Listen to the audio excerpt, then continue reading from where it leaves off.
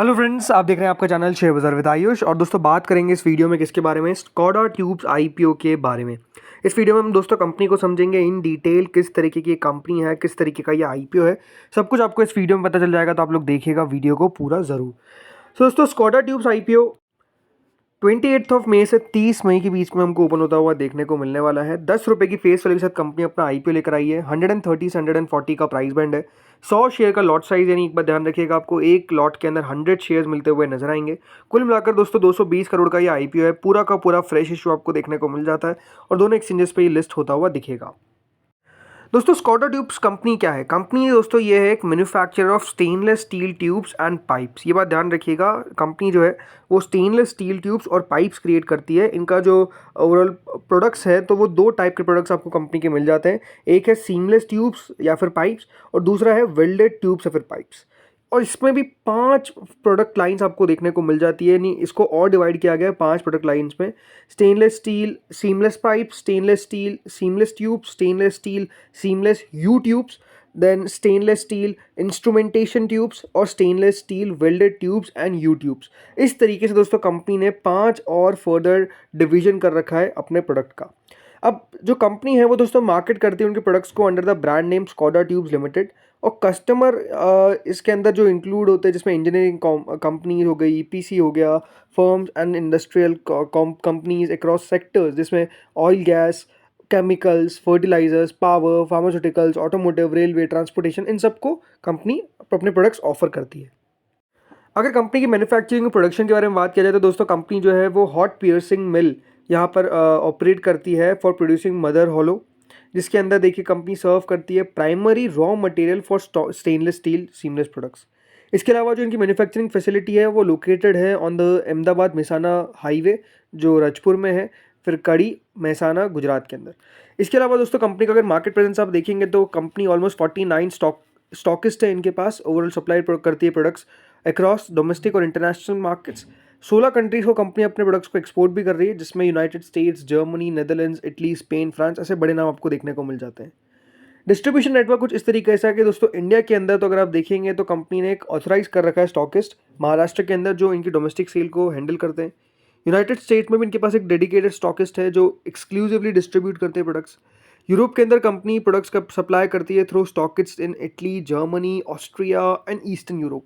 तो इस तरीके से दोस्तों अगर आप देखेंगे कंपनी जो है वो अपने प्रोडक्ट को मार्केट कर रही है या फिर डिस्ट्रीब्यूट कर रही है इन द मार्केट्स।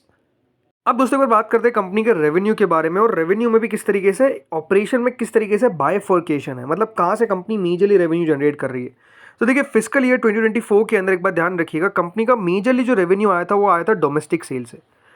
79.19% दोस्तों कंपनी ने अपना जो रेवेन्यू किया था वो करीबन 316 करोड़ का, वो आया था कहाँ से? आया था फ्रॉम डोमेस्टिक। ओनली 20.81% था जो दोस्तों आता हुआ देखने को मिला फ्रॉम एक्सपोर्ट्स, 83 करोड़। बट अभी दोस्तों कंपनी ने 9 महीनों के अंदर अगर देखा जाए तो करीबन 72.04% जो है वो डोमेस्टिक सेल से आता हुआ देखने को मिला है, 27.96% आता हुआ देखने को मिला है फ्रॉम एक्सपोर्ट्स। यानी कंपनी का जो एक्सपोर्ट्स का मार्केट है वो बढ़ता हुआ दिख रहा है। ये बात सही है कि दोस्तों एक्सपोर्ट्स का मार्केट ऊपर नीचे होता रहता है। जैसे कि 2023 में 69% ही था डोमेस्टिक, तो 30% था एक्सपोर्ट्स। बट फिर दोस्तों क्या हुआ, 2024 के अंदर एक्सपोर्ट का जो वैल्यू था वो कम हो गया और डोमेस्टिक का बढ़ गया। अब फिर ऐसा लग रहा है कि दोस्तों जो एक्सपोर्ट का वैल्यू है वो बढ़ता हुआ देखने को मिल रहा है और डोमेस्टिक का 72% के आसपास आ चुका है। अभी एक क्वार्टर के नंबर्स बाकी है। तो कुछ इस तरीके से अगर आप देखेंगे एक्सपोर्ट्स और डोमेस्टिक के बीच में कंपनी रहती है। अब कौन से प्रोडक्ट से कंपनी सबसे ज़्यादा रेवेन्यू कमाती है? तो कंपनी का दोस्तों मेजरली रेवेन्यू जो जनरेट होता है वो याद रखिएगा सीमलेस प्रोडक्ट से होता है। मतलब 85% अभी तक 9 महीनों के अंदर दोस्तों कंपनी ने सीमलेस प्रोडक्ट से अपना रेवेन्यू जनरेट किया है। वेल्डेड प्रोडक्ट से बहुत कम है और अदर्स अगर आप देखेंगे आपको 13.31% देखने को मिलता है। पूरे फिजिकल 2024 के अंदर 78.35% था कंपनी का जो रेवेन्यू आया था सीमलेस प्रोडक्ट से, और 20.59% अदर्स था।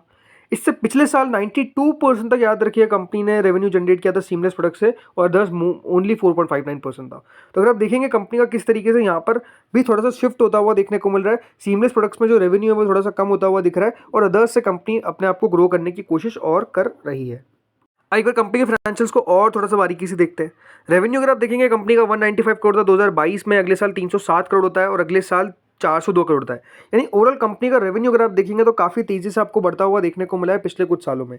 इसके अलावा मुनाफा 1 करोड़ का मुनाफा था 2022 में, 2023 में सीधा 10 करोड़ का हुआ और 2024 में 18 करोड़ का हो गया। अभी दोस्तों कंपनी 9 महीनों में 363 करोड़ का रेवेन्यू किया है with a profit of close to 25 crore, यानी कंपनी ने पिछले साल की प्रॉफिट को ऑलरेडी बीट कर दिया है। बोरिंग्स की बात करते हैं। बोरिंग्स कंपनी के ऊपर आपको 109 करोड़ की देखने को मिली थी 2022 में, जो बढ़ते बढ़ते 202 करोड़ की हो गई है। अब देखिए कोई भी बिजनेस है तो उसका पॉजिटिव होगा, नेगेटिव होगा, तो एक बार हम स्वॉट एनालिसिस करते हैं। स्ट्रेंथ क्या है कंपनी की? स्ट्रेंथ ये कि कंपनी का काफ़ी बड़ा स्पेशलाइजेशन है स्टेनलेस स्टील पाइप्स के अंदर और कंपनी का स्ट्रॉन्ग कस्टमाइजेशन कैपेबिलिटीज़ भी है। कंपनी स्ट्रेटेजिकली लोकेटेड प्लांट है इनका, क्योंकि जो बैकवर्ड इंटीग्रेशन और एम्पल एक्सपांशन स्पेस है वो भी अपने आप में बहुत इंपॉर्टेंट है। तीसरा, डाइवर्सिफाइड कस्टमर बेस है अक्रॉस इंडस्ट्रीज एंड जियोग्राफीज। चौथा, फाइनेंशियल ग्रोथ अगर आप देखेंगे कंपनी की वो काफ़ी शानदार है और इंटरनेशनल एक्रीडिटेशन जो एक्रीडिटेशन होता है वो काफ़ी शानदार है। मतलब कंपनी को किस तरीके से इंटरनेशनली कारोबार मिलता हुआ दिख रहा है, किस तरीके से कंपनी की इंटरनेशनली पहचान है, वो अपने आप में काफ़ी शानदार है। वीकनेसेस क्या है? वीकनेसेस ये है कि दोस्तों एक ऐसा बिजनेस है जहाँ पर वर्किंग कैपिटल साइकिल काफ़ी बड़ी होती है। मतलब आपको बहुत ज़्यादा समय दोस्तों वर्किंग कैपिटल में अपना पैसा रखना पड़ता है। दूसरा, करंट रेशियो अगर आप देखेंगे कंपनी का डिक्लाइन होता हुआ देखने को मिल रहा है, जो लिक्विडिटी टाइटनिंग के ऊपर भी थोड़ा सा सवाल उठाता है। तीसरा, हाई रिलायंस है कंपनी का स्टेनलेस स्टील प्राइसेस में फॉर मार्जिन स्टेबिलिटी। चौथा, लिमिटेड प्रोडक्ट डाइवर्सिफिकेशन है, क्योंकि ये बात ध्यान रखिएगा स्टेनलेस स्टील ट्यूब्स और पाइप्स में आप कितना डाइवर्सिफाई कर पाएंगे अपने आप को। अपॉर्चुनिटीज़ क्या है? देखिए सरकार का फोकस है, ये बात ध्यान रखिएगा, इंफ्रास्ट्रक्चर पुश में, और जिस तरीके से इंपोर्ट ड्यूटीज़ में फेवर किया है डोमेस्टिक प्लेयर्स को, ये कंपनी के लिए बहुत पॉजिटिव था। ग्लोबल एलएनजी और पाइपलाइन एक्सपांशन ड्राइव से भी याद रखिएगा लॉन्ग टर्म डिमांड बनती हुई नजर आ सकती है। मेक इन इंडिया और पीएलआई स्कीम्स याद रखिएगा लोकल मैन्युफैक्चरिंग को सपोर्ट करती हुई दिखती है, और कंपनी जिस तरीके से लगातार एक्सपोर्ट कर रही है 16 कंट्रीज़ को, तो भले कंपनी का प्रोडक्ट पोर्टफोलियो में आप एक्सपांशन नहीं देख सकते, लेकिन जियोग्राफिकली एक्सपांशन होता हुआ दिख सकता है। अब थ्रेट क्या है? थ्रेट ये कि देखिए रॉ मटेरियल की प्राइसेस हमेशा कंपनी के लिए एक सरदर्द बन सकती है। ग्लोबल इकोनॉमिक स्लोडाउन हुआ तो कंपनी के बिजनेस पर ऑब्वियस सीधा असर पड़ेगा। कोई पॉलिसी शिफ्ट हुआ, सरकार ने याद रखिए ट्रेड ड्यूटीज़ को हटा दिया या फिर कॉम्पिटिटिवनेस को कम कर दिया, तो अपने आप में फिर इशू बन जाएगा। और हाई कंपटीशन याद रखिएगा मिलता है लो कॉस्ट इंटरनेशनल प्लेयर्स है, ये भी अपने आप में प्रॉब्लम रहेगी। अब दोस्तों कंपनी अपना आईपीओ लेकर क्यों आ रही है, चलिए इसके बारे में बात करते हैं। तो ये बात ध्यान रखिए कंपनी का मेजर पहला जो ऑब्जेक्टिव है वो तो ये है कि कैपिटल एक्सपेंडिचर करना है इनको towards their expanding of production capacity. 76 crore rupees दोस्तों कंपनी सीधा सीधा याद रखिएगा वहाँ खर्च करती हुई नजर आएगी। दूसरा, 110 करोड़ रुपए याद रखिएगा कंपनी खर्च करेगी इनके वर्किंग कैपिटल की नीड को, बिकॉज जैसे आपको बताया बहुत ही वर्किंग कैपिटल एक्सटेंसिव बिजनेस है, तो 110 करोड़ वहाँ पे खर्च होगा। और बाकी का जीसीपी है, जनरल कॉर्पोरेट पर्पसेस है, जहाँ पे कंपनी अपना पैसा खर्च करती हुई नजर आएगी। अब चलिए दोस्तों आते हैं रिटर्न रेशियोज पे। देखिए रिटर्न रेशियोज कैसे हैं कि कंपनी 838 करोड़ की मार्केट कैप पे अपना आईपीओ लेकर आई है। रिटर्न ऑन इक्विटी आप देखिए शानदार दिखता है, रिटर्न कैपिटल एम्प्लॉयड भी बढ़िया दिखता है। मार्जिन कंपनी की जरूर बहुत ज़्यादा नहीं है, इसमें कोई डाउट नहीं है। इसके अलावा प्राइस टू बुक वैल्यू इतनी है 8.76 की। कंपनी दोस्तों अपना आईपीओ लेकर आई है 25.25 की पी पे। अब अगर हम बात करते हैं दोस्तों, इसको अगर हम कंपेयर करने की कोशिश करते हैं विथ देयर पीयर्स, अब देखिए वैसे तो आप कह सकते हैं 25 की पी है, लेकिन क्योंकि ये बात ध्यान रखिएगा कंपनी के Q4 के नतीजे निकल कर नहीं आए, बट अगर हम उसको भी एक बार अकाउंट में लेते हो तो कंपनी की याद रखिएगा पी जो रहेगी वो थोड़ी सी नीचे रहेगी, मतलब 19-20 के आसपास कंपनी की पी आनी चाहिए। अब जो इसके peers like Ratnamani Metals, Venus Pipes, Welspun और सूरज लिमिटेड, ये सब कंपनीज के पी देखिए, एक का है 34, एक का है 27, एक का है 30, एक का है 31। देखिए बात बताने वाली यही है कि कंपनी ने जो वैल्यूएशन रखी है इसमें नज़र आता है कि जगह तो है, ऐसा नहीं कि दोस्तों कंपनी ने जगह नहीं रखी है।